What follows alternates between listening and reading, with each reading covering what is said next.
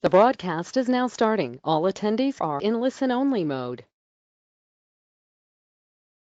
Good afternoon, everyone, and thank you for taking some time out of your afternoon to attend our webinar. We are scheduled to spend about 45 minutes today talking about active assailant attacks and some tips and techniques and ways to better prepare your business, your organization, to deal with those incidents. As we're going through this, please feel free to, there's a question area there on your dashboard. Please feel free to ask a question if you feel you need something answered. And I'll also be providing my email address at the end of this, and you're certainly able to email me any questions that you might have regarding the topic that we're talking about today.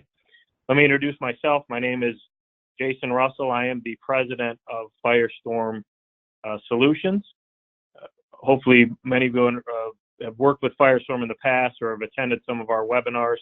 Firestorm is a crisis management firm. We're kind of a front-to-back solution for preparation and response to any type of incident you could be dealing with. And today we're going to specifically talk about active assailants. My background is mostly law enforcement based. I started off as a police officer many, many years ago and spent the majority of my career as a federal agent with the U.S. Secret Service, doing security assessments and protection of the president and some of the critical infrastructure. So as we go through this today, one of the things you're going to see that we're pretty big on at Firestorm is really process. So as we talk through how to survive and how to deal with an active or survive a deadly weapons attack or an active assailant, really we're going to talk about more than just the event. We're going to talk about the time leading up to an event and some of the things you can do to prevent an attack from ever happening. I think it's important to understand that obviously our goal should be to do everything we can to actually prevent an attack from ever occurring in the first place. And what we know about active violence attacks is they're almost universally come at the end of a process, which means someone doesn't wake up in the morning and decide to go shoot up their, to go do a shooting at their workplace. There's generally a process or a path that they walk to that attack.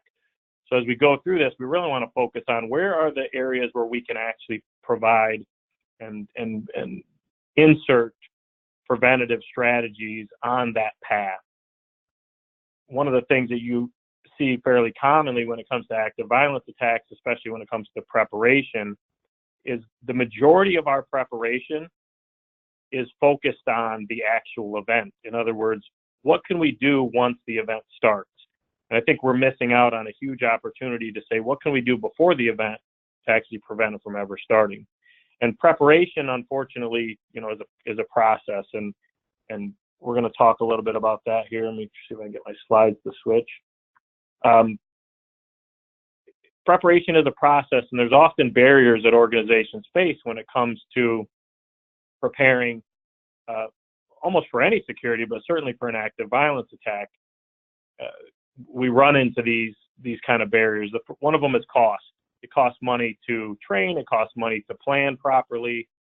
It costs money to have your facility assessed. It costs money to put security features in place and to put strategies into play that could possibly prevent or make you better able to respond to an attack.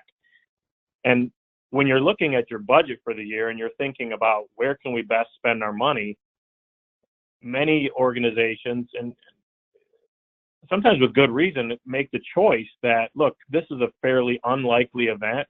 We can much better use our resources by putting them in other areas, and they delay or avoid spending money on preparation for emergencies and certainly for an active violence attack. So cost plays a role. And obviously with physical security and cameras and all those things, it certainly plays a role in terms of what we can afford. Now, one of the things that I'll point out is, as we look at active violence preparation, a good portion of the preparation that we see businesses doing falls in what I would describe as the tangible security area, which means even though we have fairly good evidence that physical security doesn't isn't the end-all be-all in terms of stopping or preventing an active shooter attack. Most of the money that is spent on preparation for an active shooter attack is spent on physical security. And the reason that is because it's tangible. You know, people, we like things we can touch. We like security measures that we can see. And even though they may not actually prevent what we're trying to prevent, we really do have that comfort level when it comes to tangible physical security. And unfortunately, it doesn't necessarily accomplish what we're trying to accomplish. The second one would be inconvenience. Anytime you have security features in place and anytime you're dealing with security of any kind, it can cause an inconvenience. And one of the things we talk to businesses about all the time is you really need to line your security up with your threats. So you want to try to create the least amount of barriers for your clients, for your customers, and for your staff, but you want to try to determine if there are areas that we can insert safety, security, or preparation that might mitigate any type of threat that we're dealing with. So when we think about an active violence attack, you really need to examine where is our most likely threat going to come from? And your operations, that, you know, what you do in your organization really will dictate where your most likely threat originates. So, for instance, if you are if you're a manufacturer where customers don't have direct contact within the actual facility, your most likely threat is probably internal, which means it's an employee or somebody in your staff. Now, if you are a mall or a restaurant or a sports venue, your most likely threat is probably external, which means it's a customer or a client or somebody from the public who's coming in. So what we need to try to do when we're determining, especially for our security features, is our security addressing where our threat is coming from? And when you think about that idea that if our threat is very internal, which means, you know, an employee or a staff person, and we're addressing that threat with external security features, we're probably not using our resources properly. And so we want to think about those things. Obviously, inconvenience comes into play anytime we have security. Think about going through the airport and metal detectors and those things, and it can certainly slow you down and cause issues in terms of movement. And we see the same thing in businesses. We see the same thing in organizations that have a great deal of physical security. And many times when the physical security begins to interfere with operations, that's where the problem arises. We want to make sure that our physical security is relevant, makes sense, and addresses our threat, but we also want to try to make sure it doesn't interfere with our operations. Because when it does, we tend to circumvent security. We see that all the time. Think about, you know, going through a metal detector or going through an access control at a facility. Many times, if you're buzzed in, you know, the person controlling the buzzer just kind of treats it like a doorbell. They don't actually follow a process. So aesthetics, obviously, the look of security, you know, depending on what our operations are, we want to try to make sure that we're not putting so much security in that it feels like a prison or it feels like we actually are in a dangerous environment. If you think about any place you go that has a large amount of security, many times, even though theoretically because of that security you're probably safer, you tend to feel less safe because your brain kind of wonders, why is this necessary? And I think about, you know, my previous career at the Secret Service. You know, many times we travel overseas, we'd have tanks in front of our hotels in some of the countries that we would go to. And I felt pretty good about that because, you know, I was in an area where I felt that threat. But if I was to go to Disneyland and there was a tank in front of my hotel, I would have the exact opposite impression. So the aesthetics of security and preparation play a big role. But beyond all of these, and really the most common barrier and the hardest one to overcome is just belief. We will not prepare for something that we do not believe can happen to us. So we see the active shooter incidents, obviously, we see so many a year, and in 2018, we were almost averaging one a day in the United States. So we believe they can happen. We just don't believe they can happen to us. So we won't prepare for emergencies that we don't believe can happen to us. Now, when we're thinking about how to prepare for an active violence attack, we want to follow a process. And we're going to talk a little bit about that process and how you can take some of the steps of this process and apply it in your organization. Process is really where a lot of these concepts are what we applied at the Secret Service to really prepare for protection and prevention of an incident. Because the idea in protection of the president or protection of a visiting head of state is I never want the problem to make it to the person I'm protecting. We want to layer our security, and we want to plan so well ahead of time that the problem never makes it to us. So you always want to start off, and as we're talking about active violence attacks, think about your site, think about your organization and your facilities, and what their level of effectiveness would be in an active violence attack. So you want to look at your facilities to see, okay, what do we have in place that either helps us or hurts us when it comes to an active violence attack? So some of the things you want to think about are, and one of the big ones for incidents is alerts. So if you think about an active violence attack, or if you think about an emergency, before you can ever start responding to that incident, whether it's a fire, whether it's an active shooter, whatever it is, you have to know that it's happening, okay? Not only do you have to know that it's happening, but you have to believe that it's happening. And one of the issues we see repeatedly, and one of the real areas I want you to focus on within your organization is, how do we alert within our facility that there isn't an active shooter attack? What are we using to alert each other of this incident?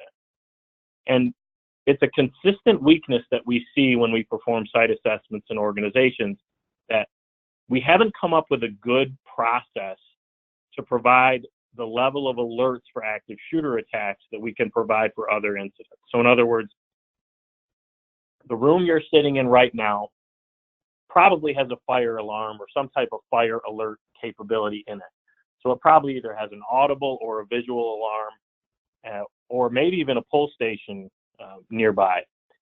The purpose of that is, if there was a fire anywhere in your building, it could be at the other end, it could be, far from you, somebody could pull the fire alarm and you would know where in your area that you needed to respond to this fire. In other words, you would be able to actually start responding to the incident prior to experiencing the emergency.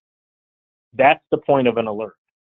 So we put relevant alert systems in place when it comes to things like fire, but when it comes to active violence situations, we have not.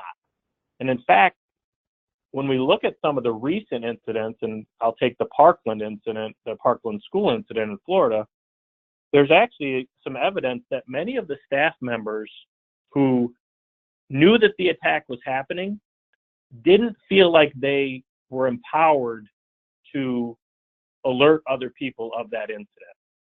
In other words, they didn't feel like they had been given the authority to tell other people that there was somebody shooting. That probably sounds completely,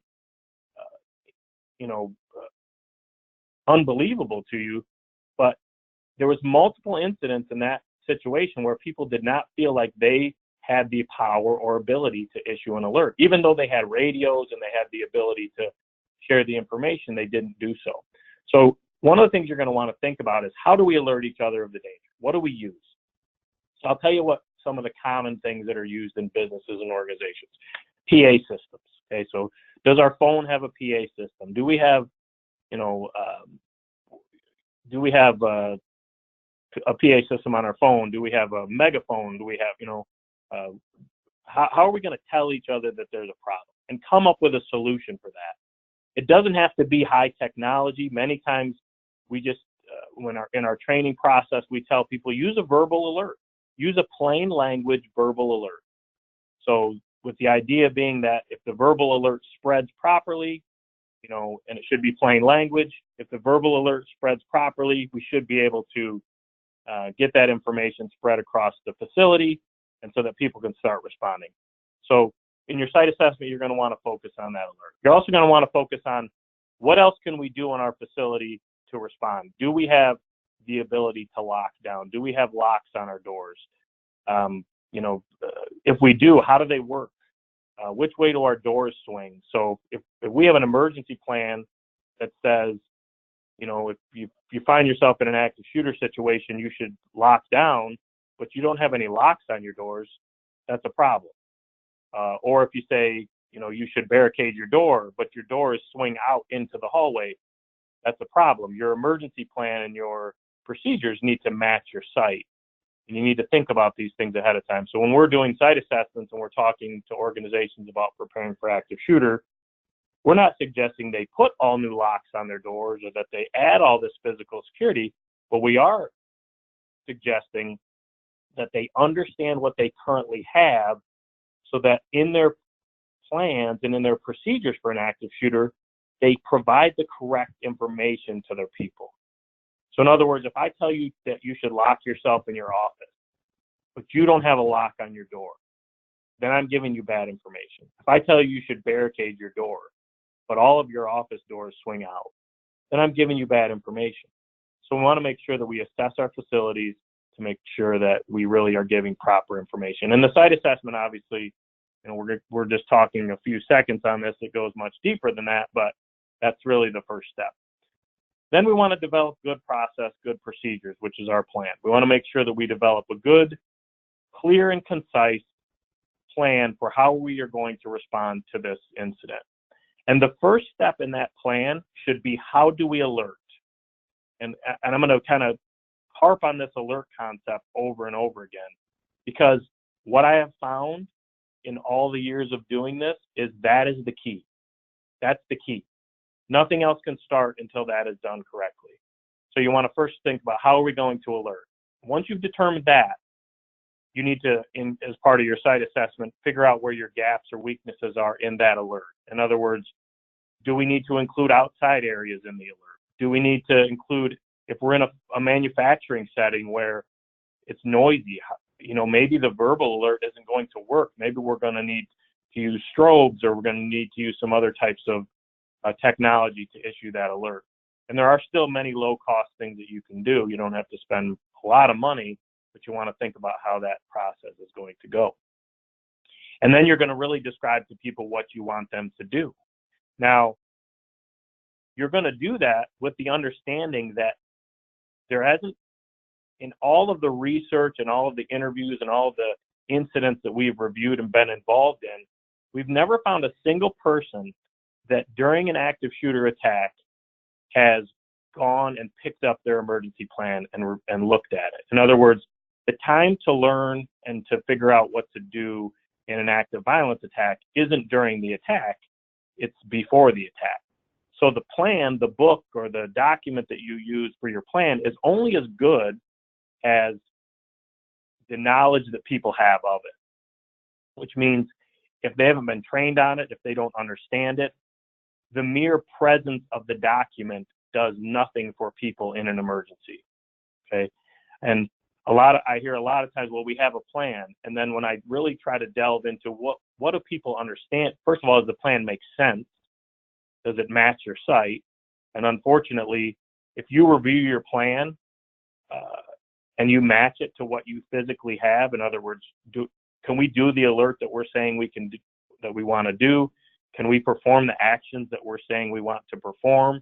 Does our site make sense? Do we have the locks? Do we have the capabilities? You might find that your plan doesn't even match your site. A lot of times organizations will take one plan and they'll use it for all of their locations, even though they're not the same. So you want to make sure that the plan makes sense given the environment that you're in. And you also want to make sure that the plan is simple. In an emergency situation, people remember just a few things. Your brain doesn't work the same when you're under stress as it works when you're not. So you're going to experience issues with critical thinking and problem solving in an emergency situation because your brain wasn't designed to do that. So you want to make your plan as simple as possible. But the most critical piece of that process, and the least performed piece of that process, is training.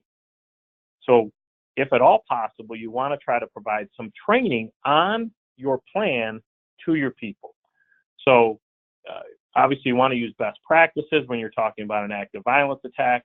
We're going to talk about a concept-based approach to those attacks here in a few minutes, but you want to try to provide some type of training. And one of the things that I'll suggest to you is doing active shooter training for your staff is great, but doing critical incident training for your staff is even better. What I mean by that is if you take really valuable training time and you devote it to just one emergency, you're missing a huge opportunity. So when we do training for organizations, and we do it every day all around the world, we do what we call critical incident training. So we make use of concepts that apply across the variety of emergencies, including active shooter. So active shooter response is a part of that training, but it's not the only piece of the training. So the idea is I can train you on concepts that apply across the variety of emergencies, and one of those emergencies is an active violence attack. And I think if you're pursuing training, you really want to consider broadening that training out to make sure that it applies across the variety of emergencies. Because you're far more likely to experience the need for an evacuation or sheltering in place for a weather situation or a chemical situation than you are to experience an active violence attack. So why wouldn't I take my opportunity for training to prepare for as many emergencies as possible as opposed to just preparing for one? So you want to consider that with the training. We have a couple Navy SEALs on our staff who do training work for us and assessment work, and they have a saying in the Navy SEALs that in emergencies, human beings don't rise to the occasion, they sink to the level of their training. So the most critical piece of that process, in my opinion, having been involved in this world for over 20 years, is the training. And it really is the only thing that impacts the actual performance in an emergency. Because you can overcome bad physical security, you can overcome bad policy and procedure. If you have some training, you can actually overcome all of that. And that's really where I think organizations, unfortunately, it's the least performed step of the process. And that's unfortunate, but it's just based on some of those other barriers we talked about. It takes time, it takes budget, and it takes really a dedication of an organization to go through that process. So that's the process, okay? Those three steps: assessing your facility in terms of, we assess for all emergencies, but certainly active shooter is one of those. What are the possibilities for response? Developing a good process or plan based on that assessment, and then training to that plan, okay? So in the beginning, I also talked about the idea that all preparation, no matter what you're preparing for, should happen in layers. The idea is just like, I live in Michigan, and it's pretty cold here. So if you live in a cold area, you realize pretty quickly that you can have one really heavy coat, but it's better to dress in layers because you tend to keep the cold out a little better if you layer your clothing as opposed to just wearing one coat. And security is the exact same thing. Prevention of incidents really works in the exact same way. We want to layer our approach with not only physical security, but also prevention strategies that address the actual issues that lead to an active violence attack. So how do we do that? Well, we know that active shooters, active violence attackers, they walk a path. They don't just snap and decide to carry out an attack. This comes at the end of a process. And many of the steps along this path are identifiable. In other words, if we know what to look for, we can actually identify a person potentially walking down that path. So part of our layered approach should be putting strategies in place to learn and identify the behaviors of concern that lead to an attack, that are known through research to lead to an active violence attack. And you hear about them all the time. Every time there's an attack, you hear about the warning signs that this person exhibited prior to that event. our goal should be to provide layers and provide prevention as early in the path as possible. So we do that through what we call threat assessment, which is, first of all, knowing what the behaviors of concern are, having a way to identify those behaviors of concern, and then dealing with the threat once we perceive it. So one of the things that a lot of organizations do is their HR department is really good. They know the workplace violence warning signs, and they know the things that lead to an attack, but nobody else in the organization does. The people that work with, all the employees that work with each other don't know what to look for, so they wouldn't know what they were seeing anyways. So we want to make sure that we try to share that information as much as possible, and then have a way for people to actually report, hopefully anonymously, if they see somebody exhibiting some of these behaviors. And we're going to show you those behaviors here in just a second. So that's one of the prevention strategies. The other prevention strategies might be physical security. So it might be our access control. How do we allow employees into the facility? If it's, it might be cameras, it might be, security guards. Those are all layers of security. Your training is a layer of security. So prevention happens in layers. It happens before an event, it happens during an event, and it happens while we're responding. It's all about connecting the dots when it comes to threat assessment, which is, what are we seeing? Okay, what is this? What are the behaviors of concern? What are they? And then, are we seeing them in our people? Are we seeing them in a person? And then, what do we do if we see them? What do we actually do with this person? How do we deal with the threat once we get it? We spend a lot of time with our clients working with, workplace violence, working with threat situations. We do a lot of monitoring of social media for organizations, schools, and businesses, really looking for potentially threatening situations, and trying to apply prevention and intervention strategies as far back in the process as possible. And with threat assessment, it's about connecting the dots. And what the crazy thing is, and there's not a person on this call that hasn't heard it, it's really easy to connect the dots after the event. In other words, it becomes so obvious that the attacker was exhibiting these behaviors after an event. Well, it would be really nice to do it before an event. And that's really what we're trying to impress upon you. So hopefully you have a threat assessment process in place. Hopefully you're training your staff on how to identify the behaviors of concern and what to do when they see them. If you're not, please don't hesitate to reach out to us, and we can help you kind of through that process. So the behaviors of concern are what we know through research are consistently exhibited prior to an active violence event. So as you look at this list of some of the behaviors, I'm not going to go through each one because we have a limited amount of time on our call today, but we're happy to provide you with this list to help you kind of work on your threat assessment program.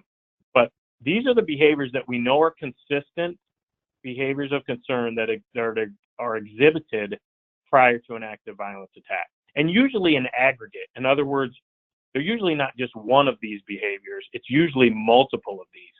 And some of them are so egregious that if we're seeing these behaviors, we have to be really, really concerned. And one of the behaviors, you can see it there, the second one on the list, is direct threats. We see a lot of attacks where the attacker has directly threatened the target prior to the attack, and they didn't do anything about it. That's the most obvious warning sign that exists, when somebody tells you they're going to do something. And once again, it kind of goes back to that concept of belief. We don't even believe it when somebody tells us they're going to do something.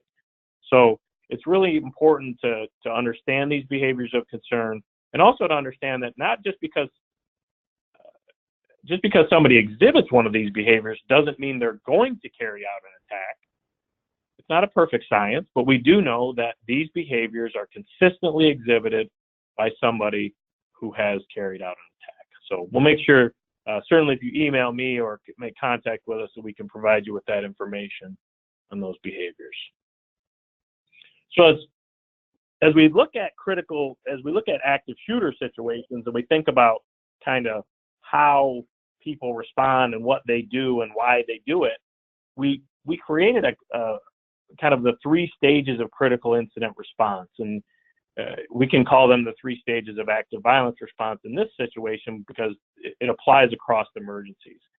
And these are the steps that every person goes through when they're responding to an active violence incident. So the first step is sensing danger, and I talked about it a little bit before. You can't respond until you know what's happening.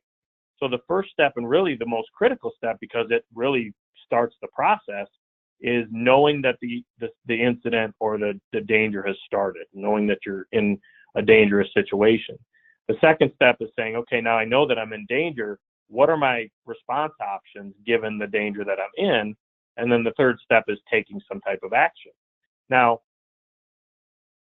even the first step, sensing danger, we see consistent struggles with people picking up on and passing along the fact that there's actual danger happening. And actually, if you think about your own experience, think about how many times in your life, whether it was in school, work, wherever you were, think about how many fire alarms you've heard, okay? And I'm talking drills, false alarms, whatever, real fires. When I do presentations around the country, I talk about this concept, and people often say, well, I've heard 100 fire alarms, but I've never been involved in a real fire.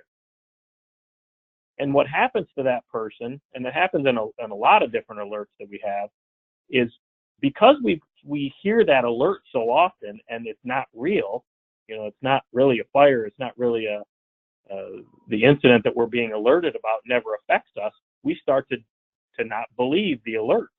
We start to not trust the alerts. We start to diminish the effectiveness of those alerts. You think about, a warning, a hurricane warning, or a wildfire warning, and when you hear about people that don't evacuate or they still end up in a dangerous situation, it's because they don't believe they're going to be affected by that situation. Even though they sense the danger, technically they don't believe it. So sensing it or hearing it is just one thing, then you have to believe that it's real. So there's a lot of barriers to sensing danger. The first is just plain denial. We don't believe that it's going to affect us, or we don't believe that it's real. The next is what we call normalcy bias, which is we take whatever it is that we're sensing, whether an active shooter situation like we're talking about today. Listen to an interview after an active shooter situation, and you'll hear consistent things, consistent accounts from people that were involved. They'll describe the gunfire, and you'll often hear the normalcy bias when they describe the gunfire, because they'll say it sounded like firecrackers or it sounded like a car backfiring. What that is them saying, I didn't want it to be gunfire, so my brain wanted it to be something more acceptable, something that would be more normal for me to experience. And all that does is slow down our ability to start responding, okay? In a group setting, oftentimes people respond based on how the group responds. So we call that social proof. And you saw it in things like Las Vegas and even in 9/11 to a certain extent. People tended to respond to the emergency like the people around them responded. So if the people around me are not responding appropriately, I'm probably not going to respond appropriately either, because group dynamics are really powerful. Okay, so that social proof, once again, can damage our ability to start that response. And then just kind of underestimating severity, not thinking that it's going to affect me. So now, let's say we've moved on to step 2. We've actually sensed the danger. Now we realize, hey, this shooting is actually real. This is happening. Now we need to decide what we're going to do about it. And this is the second step in the process that we train people.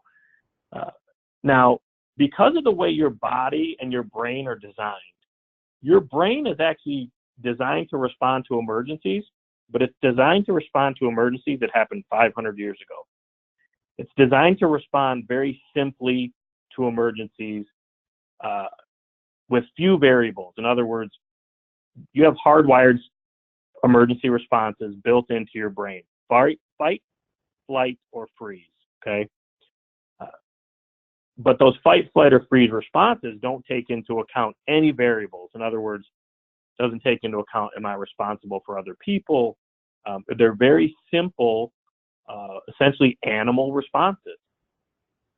So anything other than that we want to do based on how our body responds in an emergency has to be trained in. So when you think about why do the police train so often? Why do the special forces or Secret Service, why do they train so often on the same thing over and over and over again? Well, the reason we do that is because we want that response to be, we don't want it to be a critical thinking or a problem solving idea. We want it to just be muscle memory. So we want that information to be stored in the area of our brain where known, learned, trained things exist. So if you think about the first time you ever drove a car, it was very difficult. You think about, oh, I got to turn my turn signal on and I need to check my mirror and how do the brakes work. But now there's probably times where you drive to your house from your place of work and you don't even really remember doing it. And it's because you've done it so often that the information needed for you to drive a car doesn't require critical thinking. So the reason we train so often in the high risk situations is because we want it to be muscle memory. Now, most organizations are not ever going to get to that level when it comes to training for these situations. There's just no time. But we can take some steps to hopefully start to better prepare. So when you think about fire drills, that's essentially what we're doing, is we're trying to prepare ourselves so that we know exactly what to do and we don't have to think about it. So that evaluating your response options is something that should happen before the event, not during. It happens through training, but more often it happens through a process we call mental scripting, which is merely putting yourself in a situation and then thinking, how would I deal with this? What would I do if this happened? Okay. It really becomes the way you learn to respond. In an emergency, your brain wants a script. If you don't provide it with a script, it will resort to fight, flight, or freeze. And then the last step in that process is simply what I call situational awareness, or knowing your environment. What is possible given the environment that I'm in right now? So, where is my cover and concealment if I'm responding to an active shooter situation? Or where does my door have a lock on it? Where are my exits? How can I get out of this building? It's just plain old situational awareness, knowing what's possible given your environment. That's step 2. Step 3 is then taking that action. And what we found as we looked at incidents was the people that picked up on the danger the fastest, the people that actually believed the alert and started that process quicker, had better outcomes in the event. So in other words, if I find out that there's a shooter in my building, I'm on the 4th floor and they're still on the 1st floor. Now I have time to respond. I have a lot more time than if I don't find it out until they're on my floor or in my office. Okay. So that speed with which we find out the information and start to act is directly correlated to how we will fare in that incident. And lastly, what do we actually do? How do we actually respond? And one of the things that I think is really important to train people on is a concept-based approach to active shooter incidents, active violence incidents, which means the response that a person should choose should be based on the situation they are dealing with and all the information they have available to them. In other words, we should not ever give people rules for emergencies. I always say that if an emergency plan says always or never, it's probably not written by somebody who knows what they're talking about. Because if you've ever been involved in emergencies, they don't follow rules. And no one emergency is ever going to be like the one before it or the one after it. So the only thing that actually works in an active shooter situation consistently is a concept-based approach, which means I have 3 options to choose from. I can either get out of the environment, escape, I can lock down, secure, find some cover or concealment, or I can, if I'm forced to and I don't have any other options, I can confront. But what I do has to be based on my situation and all the variables that apply to me. So in other words, If I'm by myself and I'm near a door, an exit door, then my response might be very simple. But if I'm responsible for kids or if I'm responsible for other people, my response might have to adjust based on the variables of the situation that I'm dealing with. And unfortunately, there is no training that exists or will ever exist that will be able to tell you what all the variables are. I mean, the variables can be as simple as the distance, physical distance between me and a door, or the physical distance between me and a shooter. And they can change in an instant. So when we train organizations, we really focus very heavily on getting them to understand that you have to base your decision on the situation you're faced with and all the variables that you know. In other words, don't guess, base your decision on what you know to be happening. What we find is this. When we look at kind of the run, hide, fight, or the escape, secure, confront, whatever words you use, most people are very comfortable in the escape and the run, or in the hide, the secure, but they're not really comfortable in the confront. So one of the things that we find fairly consistently is people will tend to choose one of the responses that they're comfortable with, as opposed to choosing the response that might actually work. In other words, they choose their favorite and try to force it to work, as opposed to choosing the best response for their situation. And that ends up causing issues because they're not choosing the best one for the situation they're in. They're just choosing the one that they feel most comfortable with. So we really have to really explain to people kind of that concept-based approach is the only thing that will work. The other thing you have to explain to people is when the one you have chosen no longer becomes the best option, you need to be prepared to switch. And many people, when we run scenarios, we see that once people choose an option, they tend to stick with that option, even when it is no longer the best option. So the most common example is we'll be doing, and our scenarios are very benign. They're not at all, traumatic for our people that we train, but people will choose the hide or the secure. And then if they are in a situation where they're actually discovered, they don't tend to switch to something that might be more effective, like maybe confront or escape. They tend to just stick with the hide. And that really becomes an issue. And we see a lot of the situations real situations, where people probably should have switched their approach based on the new variables, but didn't. And I think it's just based on a kind of a lack of training and a lack of understanding. And obviously a lot of fear comes into play in these events. So the concept-based approach to these incidents is really the best approach. When we do our training, we spend a lot of time in this area making sure that people understand kind of that concept-based idea. Now, once again, we're spending 45 minutes on a topic that I could probably spend several days on. So wanted to give you kind of a brief overview of it. I want to get to our information here so that if you have any questions, comments, concerns that I can help you with, certainly don't hesitate to reach out. You see my phone numbers there, and I'll also give you my email address. We're obviously available to assist. We're doing site assessments with our Secret Service staff all around the country, trainings, helping write emergency plans. We're doing threat assessments. We're doing a little bit of everything all over the place. And I'm obviously happy to help out any organizations that we can. My email address is jrussell, Russell, @firestorm.com. That's jrussell@firestorm.com. Please don't hesitate to ask questions. If you have any questions, please don't hesitate to email me. I'm always happy to answer questions or help out in any way I possibly can. I appreciate your time and attendance today. I appreciate you taking a little bit of time out of your day. And I hope that you gain some knowledge that will help you in your organization plan for a very unfortunate event that we hope does not happen. Once again, if we can be of any assistance to you, please don't hesitate to reach out, and have a fantastic rest of your day. Thank you.